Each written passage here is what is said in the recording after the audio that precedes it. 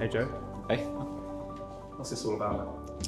Well, we have a problem, and it's a very big problem. And unfortunately, most people aren't aware of it. It doesn't matter what your personal views are, your politics, your religion, or where you are. And once you see the problem, you can't unsee it. It's like a one-way door. But thankfully, we also have the solution. And it's this solution that I'm so passionate about sharing.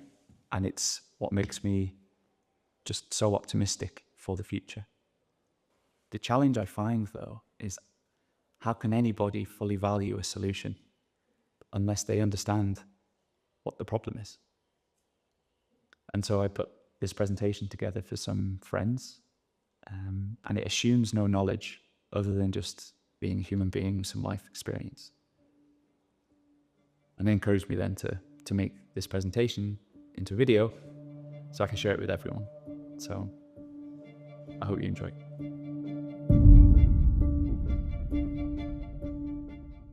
Welcome to What's the Problem? So what is the problem? Well, too many, unfortunately.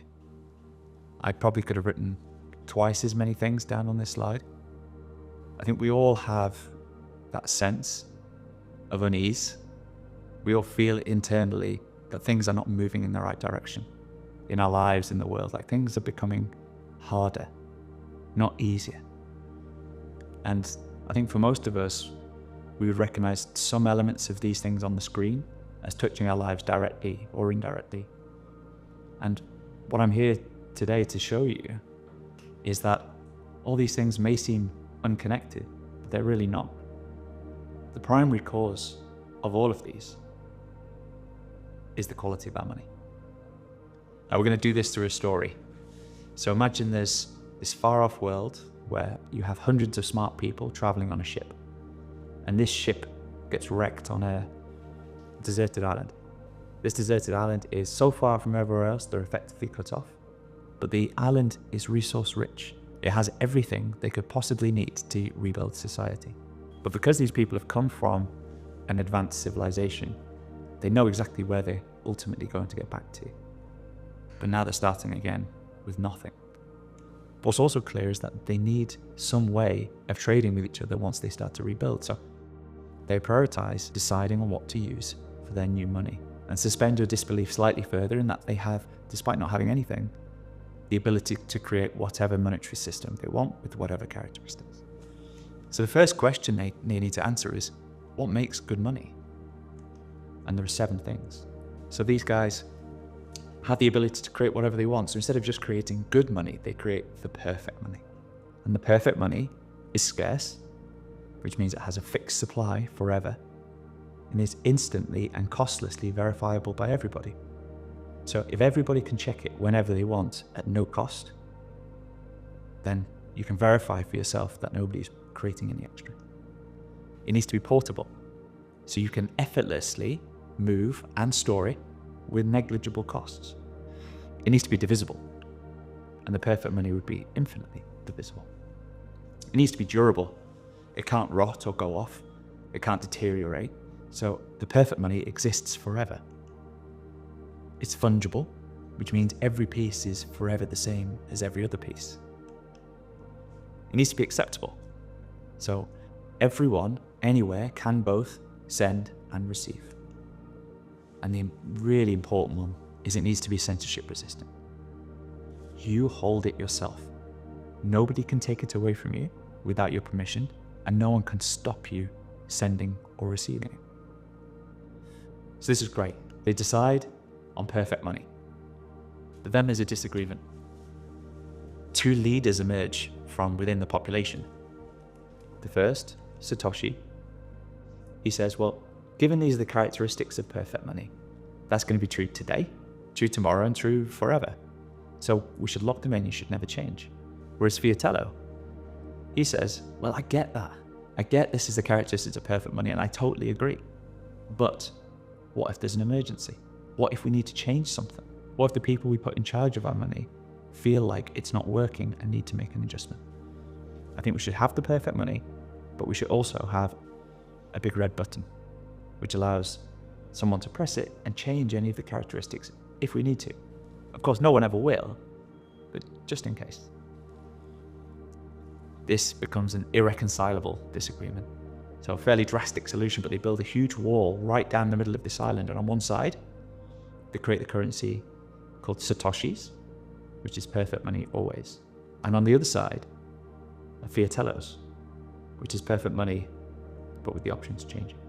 Now this wall is so big, it cuts off the communication and the trade between both sides on the island. So effectively, they're cut off from one another.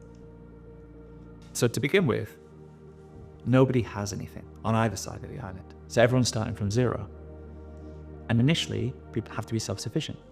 Each person is fishing for their food, cutting down trees for the wood to make fires, and also for houses, and then they're also building their own shelters.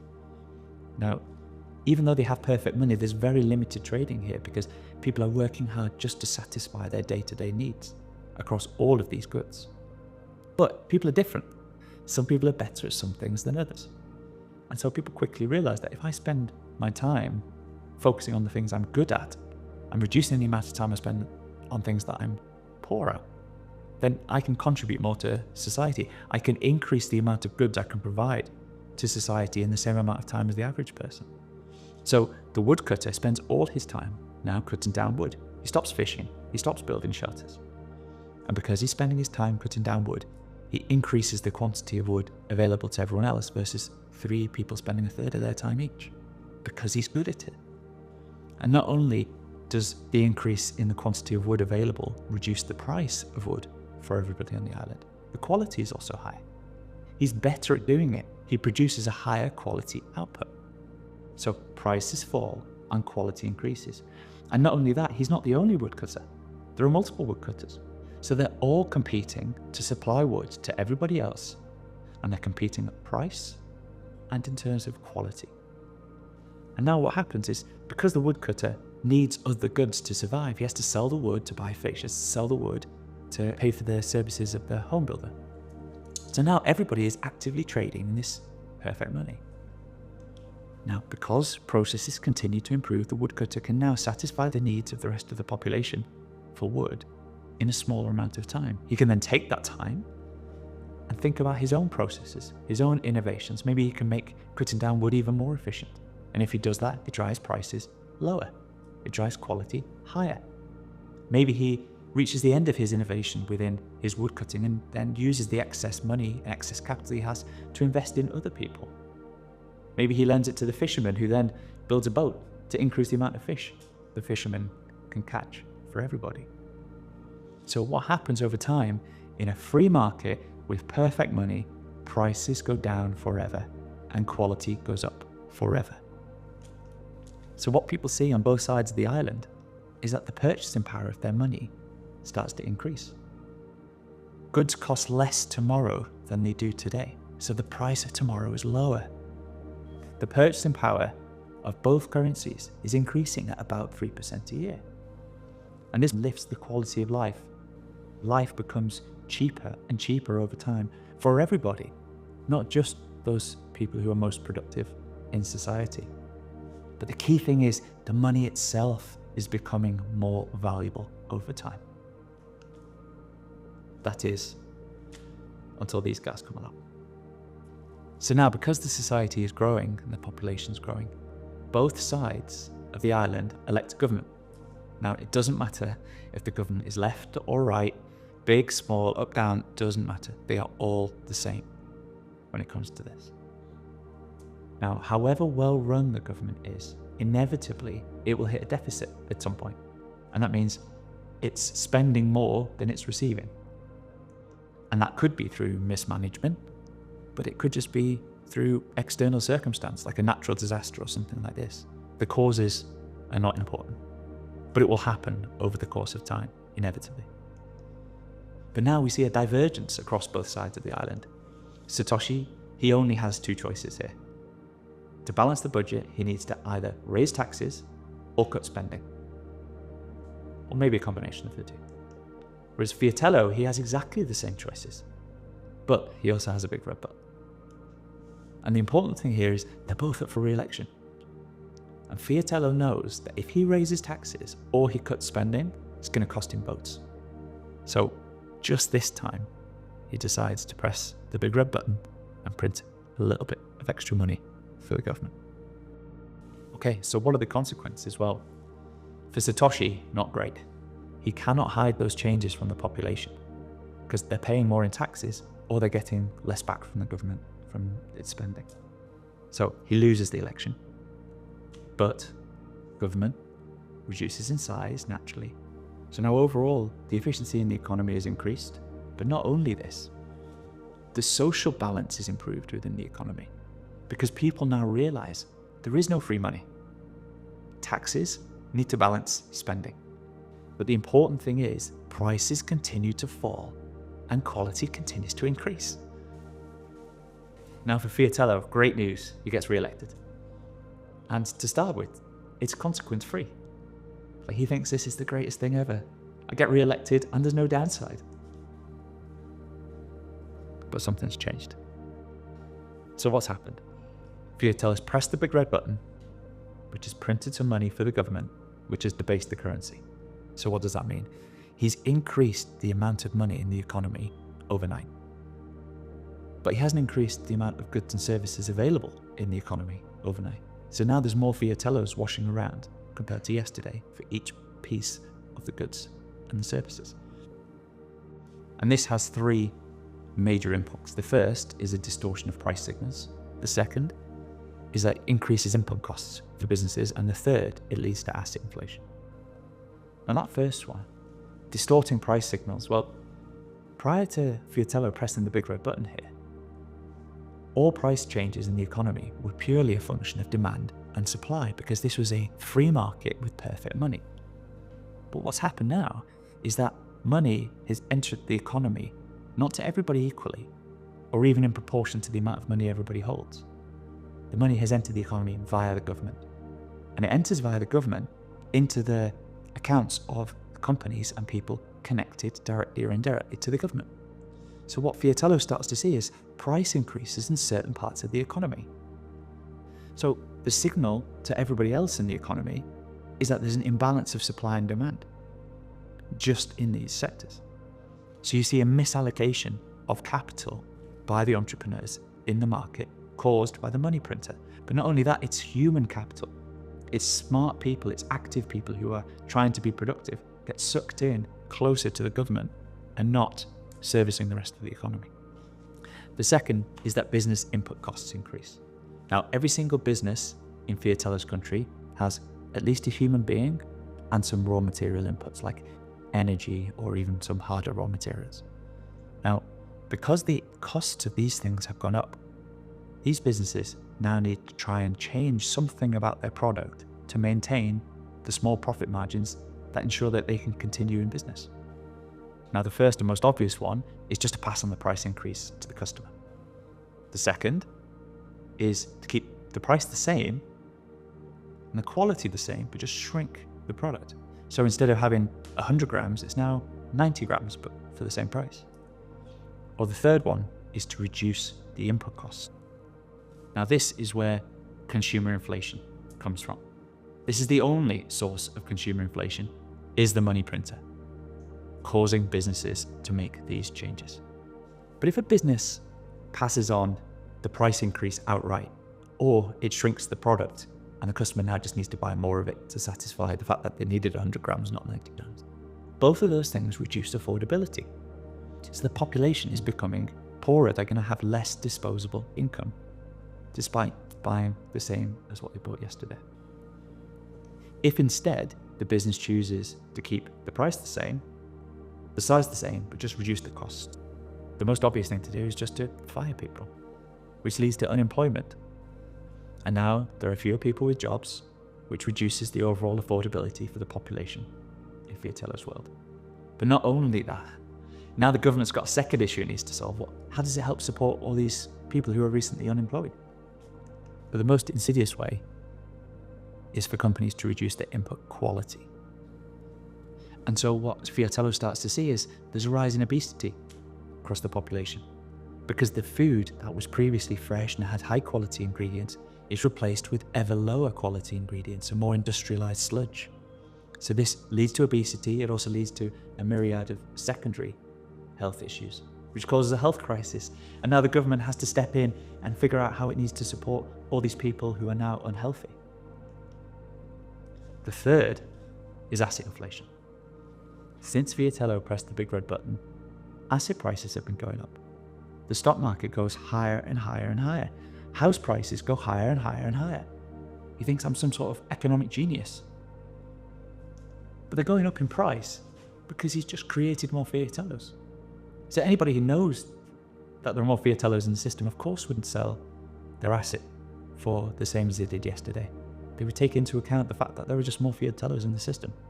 So this is what is driving these prices up. But this asset increase is good for the people who own the assets, but not for the people who don't. So he has a wealth inequality begin to emerge across the economy. And not just that, because house prices are now more expensive, the rent is more expensive. So he sees increased levels of homelessness. And this increased levels of homelessness, guess what, require more government intervention to try and deal with. And now asset prices are flying, the stock market's on fire. The prevailing perception across the population is, why would I not invest? Why would I just keep the money? I should be buying the stock market, I should be investing, I should be buying a second home to rent out, I should be buying speculative assets because they never go down, they just go up. If I don't invest, I'm a fool. And because the assets are going up, the banks are pushing ever more leverage for people, pushing bigger and bigger mortgages to individuals, to loans to companies.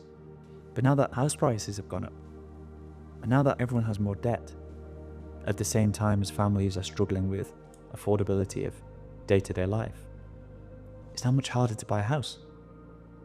So families where previously they could have one main earner and afford to buy a house with a mortgage can't anymore. You now need both parents working. Both parents working to afford the mortgage and afford to live. And when that happens, people spend less time together and you start to see the breakdown of the nuclear family. They spend less time with their children. They can afford to have fewer children.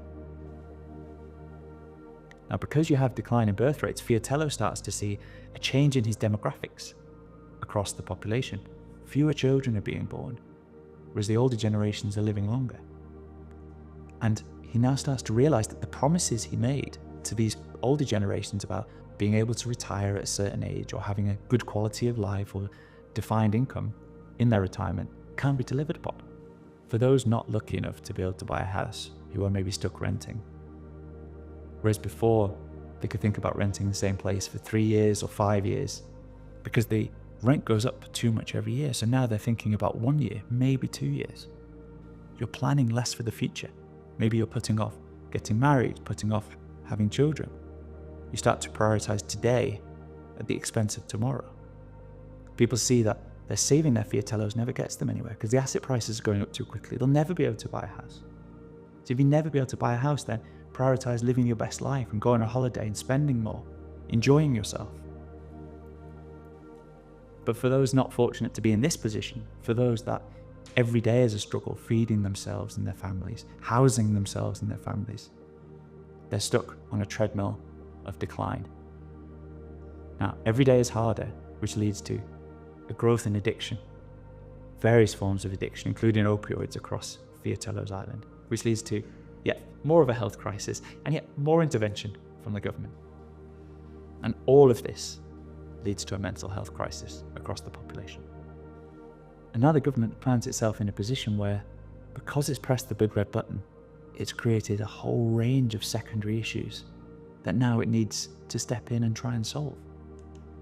And because it has to step in and try and solve these things, it means the government needs to divert more capital to these areas of the economy, which again is a greater misallocation of capital, which pulls more entrepreneurs into the wrong parts of the economy through the distortion of the price signals. And between the increased leverage in the economy driven by the banks and the misallocation of capital, it sows the seeds of the next emergency. And Fiatello has only one choice, and that's to press the big red button again. And now he's starting to realize that actually this wasn't consequence-free.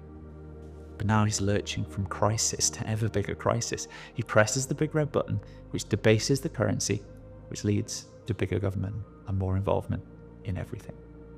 And now not only is the government bigger, but the government has spawned a series of parasitic industries attached to it. Big Pharma, who are increasingly involved with the government to try to deal with the symptoms, but not the causes of the various health crises. Never incentivized to actually cure a patient, just to treat them long term, because a healthy customer is a lost customer. Big Food pushes for ever lower food standards across the economy. The military-industrial complex pushes for ever greater spending on defence, both at home and on foreign shores. Wall Street are up to their eyeballs in debt and now so leveraged that the government wants to protect them. They can't be allowed to fail, because if the banks fail, the population loses their money, the government falls. The government also continues to make unproductive investments. Investments trying to deal with the secondary issues it's created, but also investments driven from whatever political ideology the government has. And all of these things are effectively now crony corporatism. It's very hard to see where the government ends and these industries begin. The success of the government is deeply intertwined with the success of the industries. These industries start to ask the government to become regulators. You need to regulate us to protect the public. But this regulation, all it does is make competition harder. The 1, 2, 3 companies in each of these areas are now very, very close to the government. They supply the people for the regulator. When the regulators end their tenure, they go back and work for these companies. It stops smaller companies coming in and competing with them to then supply the government on better terms or with higher quality product.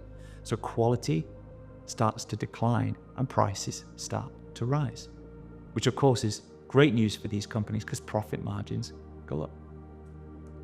What happens then is the media gets captured. The government is teetering to maintain social stability. It's now protecting these industries at the expense of the population rather than the other way around. And because of this social balance that it needs to maintain, it can't allow free speech, dissent, alternative opinions, or questioning of anything that undermines the legitimacy of the government in any way. Not only that, the biggest advertisers for the media companies are the companies connected to the government. So the media companies increasingly don't want to upset their advertisers. And when you have a captured media and a military-industrial complex fomenting strife on foreign shores, you get the creation of the forever wars. And the wars themselves are actively supported by the Fiatello population because all they see in their media is that we have to do this because it's the right thing to do. And between the forever wars and the banking system bailouts and the excessive debt, it leads to the next emergency, but this time it's just so much bigger. And the only choice he has is to press the big red button again. But this time it's different. It's a massive erosion of trust. Every time he presses the button, more and more people become aware of what is happening. And this goes round and round and round until something breaks. And now Fiatello's starting to get quite worried. So what's happening to the money? Well, instead of increasing 3% a year in purchasing power, he's now losing 7% a year because he's printing 10% a year of extra money. And not only that, he's undermining the productivity in the economy by distorting all the price signals. So what happens to the Fiatello Island population? Well, the poor, who are on fixed wages, have very low income security and no assets. They can't win. They just get poorer every single year. For the middle earners, who have fixed salaries and mixed income security, they're not the first to be fired. They often have a home. They can never sell the home and realize any gain because you've got to live somewhere. If you sell one home, you've got to buy another home. You might have some investments, but they are becoming the new poor. Well, surely the wealthy are doing well. Their income is largely from asset yields, from operating businesses or investing. Their income security is high because they can't get fired. But for them, it's death by 1,000 cuts. They see their wealth as a number continue to increase. But they feel like they're getting poorer. Life continues to get harder. And that's because the rate at which they're earning money, their yield on their assets, is below the rate at which Fiatello is printing money. So they're slowly having their wealth siphoned away by the politically connected. Those that are government funded and have fully insulated income security. And perversely, their income goes up and becomes even more valuable as society continues to decline because the government needs more and more intervention. And it's really just industrialized theft at this point from everyone else in society. But now so much time has passed that the wall down the middle of the island starts to crack. And it starts to crack in such a way that both people and money can start to flow from one side to the other. So on the one side, you've got the Satoshis, increasing their purchasing power at 3% a year. On the other side, you've got the Fiatellos that are losing 7% purchasing power every year. So what happens? Why? What Fiatello starts to see is that money and people start to leave because they don't trust their ability to save using Fiatellos. They want Satoshis. Okay, so this sums it up. On a Fiatello standard, your money is stealing from you. Whereas on a Satoshi standard, the whole world is working 24/7 to increase your purchasing power. But now the escape valve is open. People realize they can't save in Fiatellos, so they start selling Fiatellos to buy Satoshis.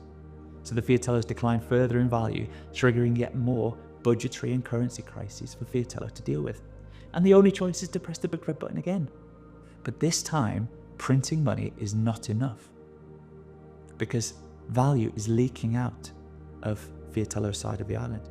He needs to change another characteristic of perfect money, which is to remove the censorship-resistant nature of it. So the Fiatello population used to be able to hold the money themselves. Now Fiatello says, no longer allowed to hold it yourselves, you have to put it in the banks. The banks are going to hold everybody's money. The population now feel that they are guilty until proven innocent for making any transaction. The banks will check every transaction to protect you. Which means when people are trying to buy certain things, including Satoshis, the banks now say no. It's because of this, it's because of that, it's because of the other. He restricts the flow of capital out of Fiatello's side of the island. He may even just create explicit capital controls. You're now no longer allowed to buy Satoshis at all. But people always find a way, and more people are waking up to what's happening, and the cycle continues. But the important thing is the wealth and the people flee to the uncorrupted money. And now Fiatello is beginning to really panic. So where does it end for Fiatello? Well, if he's lucky, with sustained inflation, allowing the government to inflate away its debts and slowly siphon away the wealth of the public. This may even border on hyperinflation. I say lucky because it's very hard to do that and maintain social cohesion, and something is likely to go wrong. It will definitely be asset seizures. Now that all the money is held in the banks, one day Fiatello will decree that we're all in it together, and the banks will hand over a proportion of that capital to the government. Just like in Cyprus in 2013, if you held over 100,000 euros in the bank overnight, 45% of that went to the government. The public was effectively bailed in to bail out the banks and the government from their own mismanagement. It also happened in the US in 1933. They made gold holdings for the individual illegal. And this lasted for almost 40 years. If you held more than $100 of gold and you were caught, $10,000 fine or 10 years in prison. And this is when $10,000 was a huge amount of money. Fiatello sees a rise in political extremism on both ends of the spectrum. The government never explains to the population where these problems are coming from. They don't tell them it's because of the money printing via the big red button. They control the media. The government is protective of itself. They don't tell the population the truth. They don't help the population join the dots. They don't explain the link from the big red button to the issues. They blame it on the greedy businessmen, or the billionaires, or that foreign dictator, or this or that. And then what happens is people ask for more help and more support from the government to deal with all of these issues, until the only solution is the government's involved in everything. So at every step of this journey, the solution to all the problems has always been more government involvement. And so the people see these problems and vote for more government involvement to solve them. Or something worse. But in all scenarios, people want to hold Satoshis and not fiatellos. So if we go back to that list of 7 characteristics of perfect money, fiatello only changed 2 of them. The other 5 are still exactly the same. And look where he ended up. Now, the reveal. And some of you may be slightly ahead of me here. The US dollar is just a terrible version of the fiatello. So the US dollar is corrupted on the same 2 key issues that the fiatellos were, but on the other 5 it's materially worse as well. In terms of portability, it's easy to carry, easy to pay, but it's not great for merchants. You pay instantly, but the merchant doesn't get the money for multiple days, and that's if there was no fraud or chargebacks. It's divisible, but only to a point, and removes the ability to do microtransactions, which will unlock potentially completely different economic models. It's durable in digital form, but we have cash component, and that cash component is constantly undermined. The notes are reprinted in terms of design every 15 or 20 years, so there's no ability for an individual to save outside the banking system. If you put notes under your bed or under the floorboards and leave them 25 years, they're worthless. Those types of notes have gone out of circulation. So you need to take the notes every 15 or 20 years to the bank, hand them in, and get new notes. They re-centralize everything periodically out of choice. They're fungible, which means every dollar is the same as every other dollar until it's not. Some countries around the world have already introduced what are known as CBDCs, which are central bank digital currency. But effectively, it's programmable money. A specific dollar may have an expiration date. You need to spend it before this period of time elapses, or else it disappears. Or a dollar may have only specific use cases. You must spend this dollar on X or Y, or you must not spend this dollar on A, B, C.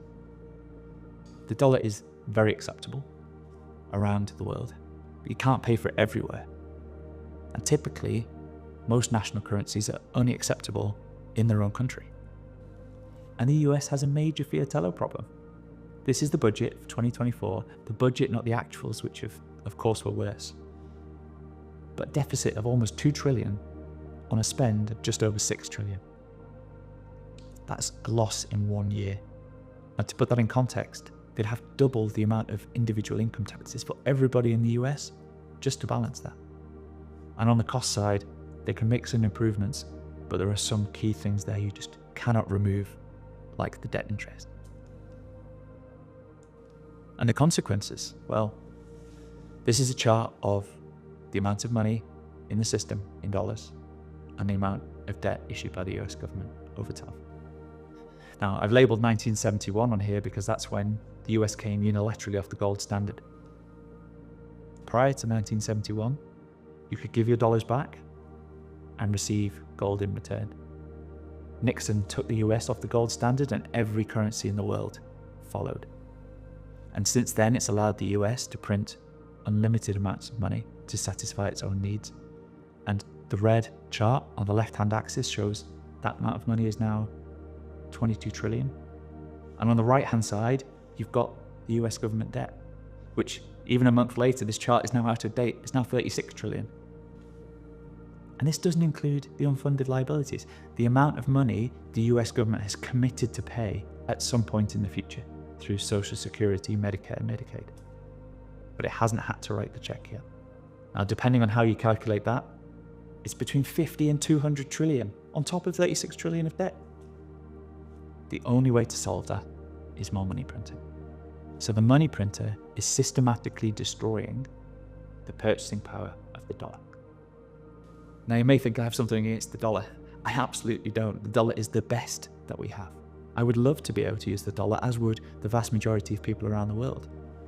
But unfortunately, most people just aren't as lucky. This is the performance of all the other currencies versus the dollar over the last 10 years. Some have near enough disappeared completely, and some absolutely have. They've ceased to exist. The people who saved their economic energy in those currencies have seen them vanish. The unfortunate reality here, as the wonderful Lynn Alden repeatedly says, is nothing stops this train There is no way out for governments. The only solution is to keep pressing the big red button. And so the conclusion is a quote from Hayek, who was an economist of the Austrian school, is that the history of government management of money has, except for a few short happy periods, been one of incessant fraud and deception. And he said this in 1988. Now, that would all be pretty depressing if there wasn't a solution. But thankfully, there is. The only solution here is the separation of money and state. The government cannot be allowed access to a big red button. And Hayek again, and this time the quote's from 1984. I don't believe we shall ever have good money again until we take it out of the hands of government. We can't take it violently out of their hands. All we can do is, by some sly, roundabout way, introduce something they just can't stop. Brilliant quote. So I hope now, with these links between the big red button and the money printer and all of these issues that we see in our lives today, that it's now much clearer that if we can fix the money, we'll fix the world. And the good news here, and this is the best news, is that Satoshis are real. And even Fiatello is now a convert. The solution is Bitcoin. One Bitcoin is 100 million Satoshis, in the same way that $1 is 100 cents. Now, you may feel you know about Bitcoin already because of something you've been told by friends or you read in the media. I would encourage you to start again.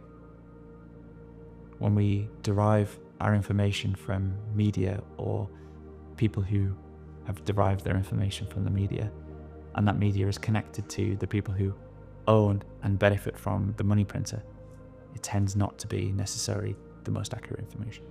So don't trust, verify. Come to satsversusfiat.com. We've set up a website which helps people get up and running. If you're just getting started, maybe even never heard of Bitcoin before, come, sign up, and we'll send you some information so you can learn about it for yourself and make your own decisions about Bitcoin. If you're further along and maybe even call yourself a Bitcoiner already, then amazing. This is not a commercial enterprise for me. This is a charitable one. And so any support from within the Bitcoin community or further afield, I would love to receive. If people want to give this talk themselves to their friends or just share it more broadly, or even volunteer to give a presentation as part of our group, then just get in touch. And the third one is inviting us to speak. We want as many people as possible to see this presentation because the information contained within it about what the problem is so important. So we'd love to speak. If you have us at schools, universities, industry conferences, events, or even at workplaces if people are interested to learn more. So please just get in touch. Here's the QR code which will take you directly to the website. Alternatively, if you are on X and want to come and say hi and join the conversation with us, then please do. Firstly, thank you for watching. I hope you enjoyed it. Please share this with anyone you care about. And if there's one thing that you take away from this, is I hope you will remember that if we fix the money, we'll fix the world. Thank you.